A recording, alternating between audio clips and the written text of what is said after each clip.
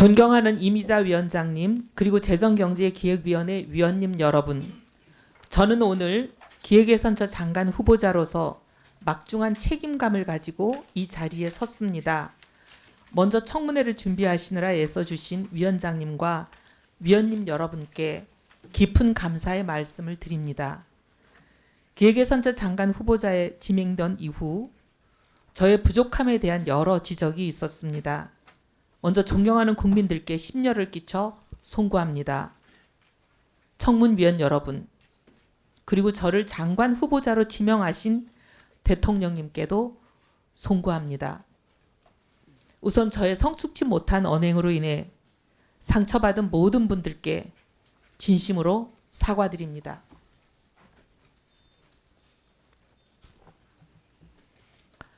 정책에 대한 집념과 결과로만 증명하겠다는 성과에 매몰된 외눈박이로 살아오면서 저와 함께했던 소중한 동료들에게 상처를 드린 점을 제대로 보지 못했습니다. 뼈저리게 반성합니다. 또한 내란에 동조했다는 비판을 피하기 어려운 잘못된 판단의 자리에 서 있었음을 다시 한번 사과드립니다. 어떠한 변명도 하지 않겠습니다. 책임은 오롯이 저에게 있습니다. 잘못을 즉시 인정하지 못하고 무려 1년이란 긴 세월을 망설임과 침묵 속에서 흘려보냈다는 사실, 즉 이 늦은 사과가 그 자체가 또 하나의 잘못임을 분명하게 인정합니다. 제가 평생 쌓아온 재정정책의 경험과 전문성으로 국민주권 정부의 성공에 단 한 분이라도, 한 부분이라도 기여할 기회를 주신다면 저의 과오를 국정의 무게로 갚으라는 국민의 명령으로 알고 사력을 다하겠습니다.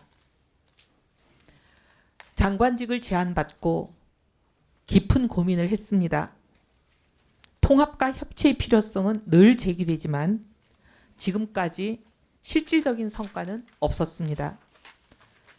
과거 여당이 소수당일 때는 통합의 손길이 세불리기로 오해받기도 했고 강력한 힘으로 뒷받침되지 못해 실질적인 성과를 내지 못했습니다. 그러나 지금은 거대 야당으로서 세불리기 자체가 필요치 않은 상황에서 나온 통합의 발걸음은 협치의 제도화를 향한 대통령님의 진정성으로 읽혔습니다. 진영 정치에 발목 잡혀 한 걸음도 앞으로 나가지 못하는 지금의 대한민국에 새로운 길을 여는 일에는 돌을 맞더라도 동참하겠다는 심정으로 이 자리에 서게 되었습니다. 국정은 진영의 것이 아니라 오직 국민의 것이어야 한다고 믿기 때문입니다. 그동안 소신을 접은 변절이라는 공격도 받았습니다.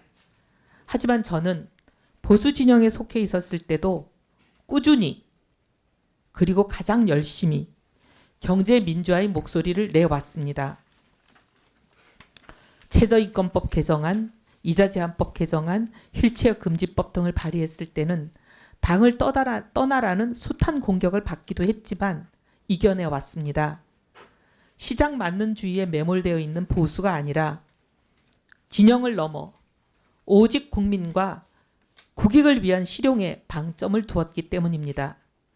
국민주권정보의 국정운영에 다른 시각을 조화롭게 접목할 수 있는 접점이 많은 사람이라고 믿습니다.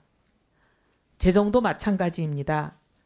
4분기 연속 0%대 성장을 기록하다가 겨우 경기 회복세의 기로에 선 이 시점에 잠재 성장률을 반등시키고 양극화와 K자형 회복을 완화하기 위해서는 재정의 적극적인 역할이 필요하기에 재정의 생산성과 재정의 지속 가능성에 대한 주의와 관심 또한 그 어느 때보다 중요합니다. 그동안 지출 효율화를 일관되게 주장해온 사람으로서 중복은 걷어내고 누수는 막아내는 일에 성과를 낼 준비가 되어 있습니다. 재정이 필요한 시점에 제 역할을 충실히 하면서도 데이터와 성과 분석에 기반한 재정 운영을 통해서 예산의 효율성을 극대화하는 똑똑한 재정을 하자는 것이 저의 일관된 지론입니다. 국책연구소에서 재정과 복지를 담당했던 6년간의 경험과 국회에서 재정기획위원회와 예결위를 담당한 12년간의 경험을 오롯이 쏟아붓겠습니다. 지금 국가재정과 예산 운영은 과거와는 전혀 다른 차원의 전략과 역할을 요구받고 있습니다. 트럼프 시대 이후 완전히 변화된 국제정세와 새로운 경제질서 속에서 대한민국을 지켜내기 위해서입니다. 대한민국 경제는 단기적으로는 고환율과 높은 체감 물가라는 이중고를 안고 있고 중장기적으로는 회색 코뿔소라고 불리는 5대 위기 요인에 직면해 있습니다. 인구위기, 기후위기, AI 산업기술의 대격변, 양극화, 지역소멸, 어느 하나 소홀히 할 수 없는 성장 잠재력의 저해 요인들입니다. 중장기적 관점에서 멀리 보고 국가의 미래를 계획하고 예산을 그 계획에 연계시킴으로써 국가 미래 계획의 실현 가능성을 높이겠다는 것이 기획예산처의 출범 이유입니다. 즉 예산을 국가 비전을 실현하는 수단으로 정책 우선순위를 조정하는 도구로 성과 중심의 관리 수단으로 전환하는 임무를 저의 마지막 소명으로 알고 다음 4가지 과업에 저의 모든 역량을 쏟아붓겠습니다. 첫째, 미래 사대를 위한 중장기 발전 전략을 수립하겠습니다. 새로운 성장 패러다임을 제시하겠습니다. 도출된 과제들이 계획대로 실행되어 국민들에게 그 성과를 체감하실 수 있도록 예산과도 긴밀하게 연계하겠습니다. 둘째, 성장과 복지의 동시 달성을 위해 지속 가능한 성장 기반을 확립함으로써 기본권이 보장되는 공동체 실현을 뒷받침하겠습니다. 성장과 복지는 상충되는 목표가 아니라 함께 갈 수밖에 없고 함께 가야 한다는 소신으로 사회 안전망을 촘촘히 재정비하겠습니다. 특히 AI 대전환의 시기를 맞아 성장의 과실이 한쪽에 치우치지 않고 모든 국민들께 골고루 분배될 수 있는 새로운 복지 패러다임에 대해서도 깊이 고민하겠습니다.